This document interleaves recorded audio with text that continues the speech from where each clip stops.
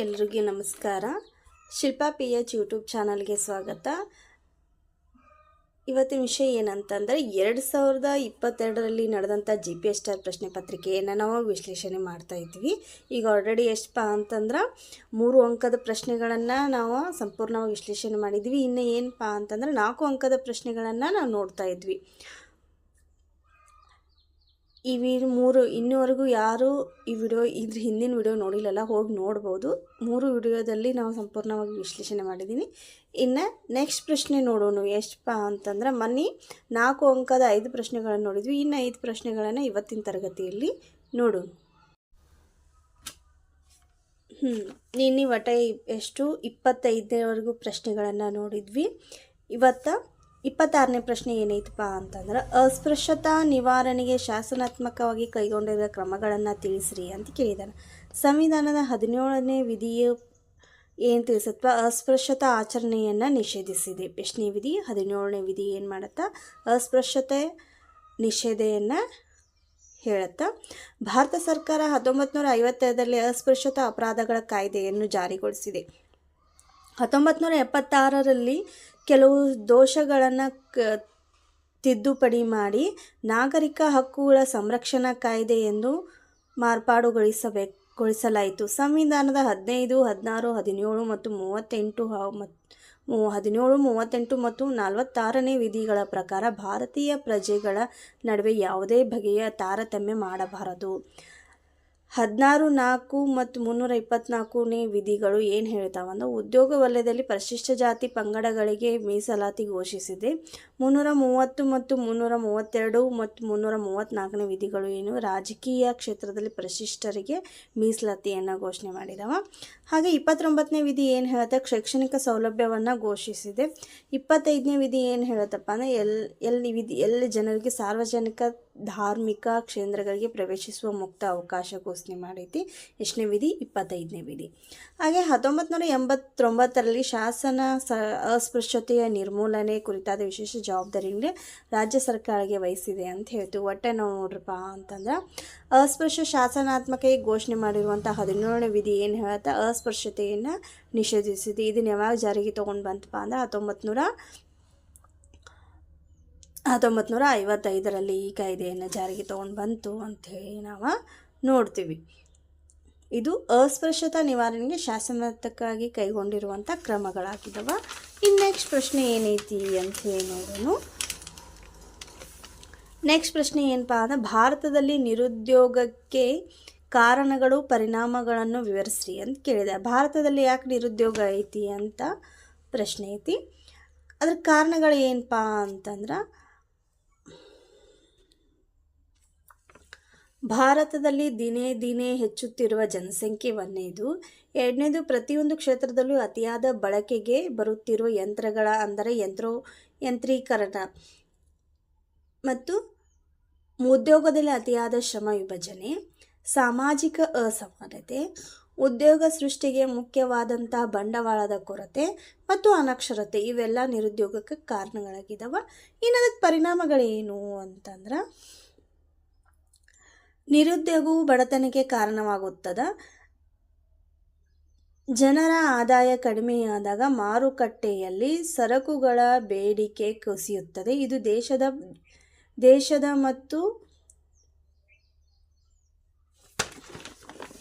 ದೇಶದ ಜನರ ದೇಶೀಯ ಉತ್ಪನ್ನ GDP ಬೆಳವಣಿಗೆಯನ್ನು ಕುಂಠಿತಗೊಳಿಸುತ್ತಾ ಅಂಥೇಳಿ ಹೇಳ್ತಾರೆ. ನಿರುದ್ಯೋಗಿ ಯುವ ಜನರು ಹತಾಶಗೊಂಡು ಕಳ್ಳತನ, ದರೋಡೆ, ಮಾದಕ ವಸ್ತುಗಳ ಜಾಲ ಹಾಗೂ ಇತರೆ ಅಕ್ರಮ ಚಟುವಟಿಕೆಗಳತ್ತ ಆಕರ್ಷಿತರಾಗುವ ಅಪಾಯವಿರುತ್ತದೆ ಅಂತ ಹೇಳ್ಬೋದು. ನೆಕ್ಸ್ಟ್ ಯುವಕರಿಗೆ ನಿರಂತರ ಪ್ರಯತ್ನ ನಂತರವೂ ಕೆಲಸ ಸಿಗೋದಿರುವುದು. ಇದು ಮಾನಸಿಕ ಮತ್ತು ಒತ್ತಡ, ಖಿನ್ನತೆ ಮತ್ತು ಆತ್ಮವಿಶ್ವಾಸ ಕೊರತೆಗೆ ಕಾರಣವಾಗುತ್ತೆ. ಮತ್ತು ಭ್ರಷ್ಟಾಚಾರ ಅತಿಯಾಗುತ್ತದೆ. ಹಣಕಾಸಿನ ಸಮಸ್ಯೆ ಉಂಟಾಗಿ ಕೌಟುಂಬಿಕ ಕಲಹಗಳು ಕೂಡ ಕಾರಣ ಆಗ್ತವೆ. ಇದೇನಪ್ಪ ಅಂತನ ಭಾರತದಲ್ಲಿ ನಿರುದ್ಯೋಗಕ್ಕೆ ಕಾರಣಗಳು ಮತ್ತು ಪರಿಣಾಮಗಳನ್ನು ನಾವು ನೋಡಿದ್ವಿ. ಇನ್ನು ನೆಕ್ಸ್ಟ್ ಪ್ರಶ್ನೆ ಏನೈತಿ, ವಿಶ್ವ ವ್ಯಾಪಾರ ಸಂಘಟನೆಯ ಗುರಿಗಳನ್ನು ವಿವರಿಸ್ರಿ ಅಂತ ಕೇಳಿದ್ದಾರೆ. ವಿಶ್ವ ವ್ಯಾಪಾರ ಸಂಘಟನೆ ಅಂತ WTO 1950 ಜನವರಿ 1 ಸ್ಥಾಪನೆಯಾದ ಇದು ಜಾಗತಿಕ ಸಂಸ್ಥೆಯಾಗಿದೆ. ಇದ್ರ ಗುರಿಗಳು ಏನಪ್ಪ ಅಂತಂದ್ರೆ, ಸದಸ್ಯ ರಾಷ್ಟ್ರಗಳಲ್ಲಿ ಜನರ ಜೀವನ ಮಟ್ಟವನ್ನು ಸುಧಾರಿಸಲು, ಉತ್ಪಾದನೆ ಮತ್ತು ವಸ್ತುಗಳ ವ್ಯಾಪಾರವನ್ನು ಹೆಚ್ಚಿಸುವುದು, ಅಂತಾರಾಷ್ಟ್ರೀಯ ಮಟ್ಟದ ವಾಣಿಜ್ಯ ಹಾಗೂ ವ್ಯಾಪಾರ ತೊಡಕುಗಳ ನಿವಾರಣೆಗೆ ಇದು ಯತ್ನಿಸುತ್ತದೆ. ವಿಶ್ವ ಬ್ಯಾಂಕಿನೊಂದಿಗೆ ಇದು ಅಂತಾರಾಷ್ಟ್ರೀಯ ವಾಣಿಜ್ಯ ವ್ಯಾಪಾರಗಳ ಧೋರಣೆಗಳನ್ನು ರೂಪಿಸುವಲ್ಲಿ ಸಹಕರಿಸುತ್ತದೆ. ಮುಕ್ತ ವಾಣಿಜ್ಯ ಧೋರಣೆಯಿಂದ ಪ್ರವರ್ಧಮಾನದೆಡೆಗೆ ಸಾಗುವ ರಾಷ್ಟ್ರಗಳು ಅನುಭವಿಸುವ ಕೆಲವೊಂದು ತೊಂದರೆಗಳನ್ನು ನಿವಾರಿಸುತ್ತದೆ. ಜಾಗತಿಕ ಮಟ್ಟದಲ್ಲಿ ಯಾವುದೇ ತೆರನಾದ ಧೋರಣಾತ್ಮಕ ತೊಂದರೆಗಳನ್ನು ನಿವಾರಿಸುವುದು, ಸೇವೆಗಳ ವ್ಯಾಪಾರ ಹೆಚ್ಚಿಸುವುದು ಮತ್ತು ವ್ಯಾಪಾರ ಮತ್ತು ಪರಿಸರವನ್ನು ರಕ್ಷಣೆ ಮಾಡುವುದು ಇದು WTOದ ಗುರಿಗಳಾಗಿದ್ದಾವ. ಅಂದ್ರೆ ವಿಶ್ವ ವ್ಯಾಪಾರ ಸಂಘಟನೆ. ಇನ್ನು ನೆಕ್ಸ್ಟ್ ಪ್ರಶ್ನೆ ಏನು ಕೇಳಿದಾರಪ್ಪ ಅಂತಂದ್ರೆ, ಭಾರತವು ಭವಿಷ್ಯದಲ್ಲಿ ಅಸಾಂಪ್ರದಾಯಿಕ ಇಂಧನ ಮೂಲಗಳು ಅವಲಂಬಿಸಲೇಬೇಕು, ವಿಶ್ಲೇಷಿಸಿ ಅಂತ ಕೇಳಿದ್ದಾರೆ. ಪ್ರಪಂಚದಾದ್ಯಂತ ಸಾಂಪ್ರದಾಯಿಕ ಶಕ್ತಿ ಮೂಲಗಳ ಬಳಕೆಯಿಂದ ಹಸಿರುಮನೆಯ ಪರಿಣಾಮ ಉಂಟಾಗುತ್ತದೆ. ಜನಸಂಖ್ಯಾ ಹೆಚ್ಚಳ, ನಗರೀಕರಣ, ಕೈಗಾರಿಕಾಭಿವೃದ್ಧಿ ಮೊದಲಾದವು ಈ ಸಾಂಪ್ರದಾಯಿಕ ಇಂಧನಗಳ ಬಳಕೆಯ ನಿರಂತರವಾಗಿ ಹೆಚ್ಚಲು ಕಾರಣವಾಗಿದೆ. ಇದರಿಂದ ಪರಿಸರ ಮಾಲಿನ್ಯ ಸಹ ಹೆಚ್ಚಾಗುತ್ತದೆ. ಭಾರತದಲ್ಲಿ ಬಳಸುವ ಶಕ್ತಿ ಸಂಪನ್ಮೂಲಗಳಲ್ಲಿ ಮುಗಿದು ಹೋಗುವ ಸಂಪನ್ಮೂಲಗಳು ಪ್ರಧಾನವಾಗಿವೆ. ಸಾಂಪ್ರದಾಯಿಕ ಶಕ್ತಿ ಮೂಲಗಳ ಬಳಕೆಯಿಂದಾಗಿ ಪರಿಸರ ಮಾಲಿನ್ಯ ಜೊತೆಗೆ ಅತಿವೃಷ್ಟಿ, ಅನಾವೃಷ್ಟಿ ಉಂಟಾಗುತ್ತದೆ. ಸಾಂಪ್ರದಾಯಿಕ ಶಕ್ತಿ ಮೂಲಗಳ ಬಳಕೆಯನ್ನು ಮಿತಗೊಳಿಸಿ ಅಸಾಂಪ್ರದಾಯಿಕ ಶಕ್ತಿ ಮೂಲಗಳು ಉಪಯೋಗಿಸುವುದು ಅನಿವಾರ್ಯ ಹಾಗೂ ಅವಶ್ಯಕವಾಗಿದೆ. ಲಾಸ್ಟ್ ಅಂದ್ರೆ 30ನೇ ಪ್ರಶ್ನೆ, ಭಾರತದಲ್ಲಿ ರೂಢಿಯಲ್ಲಿರುವ ವಿವಿಧ ಕೃಷಿ ವಿಧಾನಗಳನ್ನು ಹೆಸರಿಸ್ರಿ ಅಂತ ಕೇಳಿದಾರ. 1ನೇದು ಸಾಂದ್ರ ಬೇಸಾಯ, ಜೀವನಾಧಾರ ಬೇಸಾಯ, ಮಿಶ್ರ ಬೇಸಾಯ, ತೋಟಗಾರಿಕೆ ಬೇಸಾಯ. ಇವು ಕೃಷಿಯಲ್ಲಿ ಬರುವಂಥ ವಿಧಾನಗಳಿವೆ. ಒಂದೇ ಸಾಂದ್ರ ಬೇಸಾಯ ಅಂತಂದ್ರೆ ಒಂದೇ ವರ್ಷದಲ್ಲಿ ಒಂದೇ ವ್ಯವಸಾಯ ಕ್ಷೇತ್ರದಿಂದ 2-3 ಬೆಳೆಗಳನ್ನು ಪಡೆಯುವುದಕ್ಕೆ ಸಾಂದ್ರ ಬೇಸಾಯ ಅಂತ ಕರಿತೀವಿ. ಇನ್ನು ಜೀವನಾಧಾರ ಬೇಸಾಯ ಅಂತಂದ್ರೆ ಇದರಲ್ಲಿ 2 ವಿಧಗಳು ಬರ್ತಾವೆ. ಒಂದು ಸ್ಥಿರ ಬೇಸಾಯ ಬರುತ್ತೆ, ಸ್ಥಳಾಂತರ ಬೇಸಾಯ ಬರುತ್ತೆ. ಸ್ಥಿರ ಬೇಸಾಯ ಅಂತಂದ್ರೆ ಶಾಶ್ವತವಾಗಿ ನೆಲೆಸಿ ಬೇಸಾಯ ಮಾಡುವುದಕ್ಕೂ ಸ್ಥಿರ ಬೇಸಾಯ ಅಂತ ಕರಿತೀವಿ. ಈ ಸ್ಥಳಾಂತರ ಬೇಸಾಯ ಅಂತಂದ್ರೆ ಫಲವತ್ತತೆ ಕಡಿಮೆ ಆದಾಗ ನಂತರ ಬೇರೆಡೆ ಹೋಗಿ ಬೇಸಾಯ ಮಾಡೋದು. ಒಂದು ಕಡೆ ಬೆಳೆದಂಥ ಬೆಳೆಯಲ್ಲಿ ನೆಲದ ಫಲವತ್ತತೆ ಬರ್ತಾ ಕಡಿಮೆ ಆದರೆ ನೆಕ್ಸ್ಟ್ ಅಂದ್ಬಿಟ್ಟು ಮತ್ತೆ ಬೇರೆ ಕಡೆ ಬೇಸಾಯ ಮಾಡೋದಕ್ಕೆ ಸ್ಥಳಾಂತರ ಬೇಸಾಯ ಅಂತ ಕರಿತೀವಿ. ಇನ್ನು ವಾಣಿಜ್ಯ ಬೇಸಾಯ, ವ್ಯಾಪಾರದ ಉದ್ದೇಶದ ಬೇಸಾಯ. ಉದಾಹರಣೆ ಹತ್ತಿ, ಕಬ್ಬು, ಅಡಿಕೆ, ತೆಂಗು ಮುಂತಾದ ಬೆಳೆ ಬೆಳೆಯುವುದು ಕೂಡ ವಾಣಿಜ್ಯ ಬೇಸಾಯ. ಯಾಕಂದರೆ ಇವು ವರ್ಷದ ಬೆಳೆಗಳಾಗಿರ್ತಾವೆ, ಇವಕ್ಕೂ ವಾಣಿಜ್ಯ ಬೇಸಾಯ ಅಂತ ಕರಿತೀವಿ.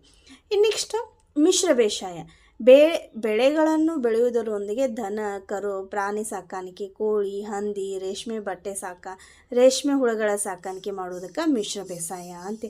ಇದು ಬೆಳೆನೂ ಬೆಳಿತೀವಿ ಅಥವಾ ಎಲ್ಲ ಪ್ರಾಣಿಗಳನ್ನು ಸಾಕೋದಕ್ಕೆ ಮಿಶ್ರ ಬೇಸಾಯ ಅಂತ ಕರಿತೀವಿ.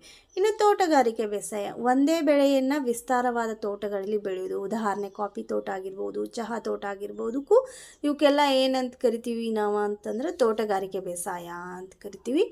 ಭಾರತ ರೂಢಿರುವಂಥ ವಿವಿಧ ಕೃಷಿಯಲ್ಲಿ ಹಲವಾರು ವಿಧಾನಗಳು ಬರ್ತಾವೆ. ಈ ರೀತಿ ಕೃಷಿ ವ್ಯವಸ್ಥೆಯಲ್ಲಿ ಕೃಷಿಯಲ್ಲಿ ನಾವು ನೋಡ್ತೀವಿ. ಅವ್ರಿಗೆ ಅನುಕೂಲ ತಕ್ಕ ಹಾಗೆ ಬೇಸಾಯವನ್ನು ಮಾಡ್ತಾರೆ ಅವರು ಎಲ್ಲರೂ. ಬಟ್ ನಾವೆಷ್ಟು ನೋಡಪ್ಪ 2022ರಲ್ಲಿ ನಡೆದಂಥ 2022ರಲ್ಲಿ ನಡೆದಂಥ ಇಡೀ ಅಂದರೆ ಪೇಪರ್ 2 ಪತ್ರಿಕೆಯಲ್ಲಿ ಬರುವಂಥ ಒಟ್ಟು ಪ್ರಶ್ನೆಗಳನ್ನು ಅಂದರೆ 23 ಅಂಕದ ಪ್ರಶ್ನೆಗಳು, 10 4 ಅಂಕದ ಪ್ರಶ್ನೆಗಳನ್ನು ನೋಡಿದ್ವಿ. ಎಷ್ಟು ಅಂತಂದ್ರೆ 100 ಅಂಕದ ಪ್ರಶ್ನೆ ಪತ್ರಿಕೆ ಪೇಪರ್ 2 ಇದನ್ನು ನೋಡಿದಂಥ ಸಂಪೂರ್ಣ ವಿಶ್ಲೇಷಣೆಯನ್ನು ಮಾಡಿದ್ದೀವಿ. ನಿಮಗೆ ಈ ವಿಡಿಯೋ ಇಷ್ಟ ಆಗಿದ್ರೆ ಶಿಲ್ಪಾ PH ಯೂಟ್ಯೂಬ್ ಚಾನಲ್ನ ಸಬ್ಸ್ಕ್ರೈಬ್ ಮಾಡಿಕೊಡ್ರಿ, ಹಾಗೆ ಎಲ್ರಿಗೂ ಶೇರ್ ಮಾಡಿರಿ ಅಂತ ಹೇಳ್ತಾ ಈ ವಿಡಿಯೋ ನೋಡಿದಂಥ ಪ್ರತಿಯೊಬ್ಬರಿಗೂ ಕೂಡ ಧನ್ಯವಾದಗಳು.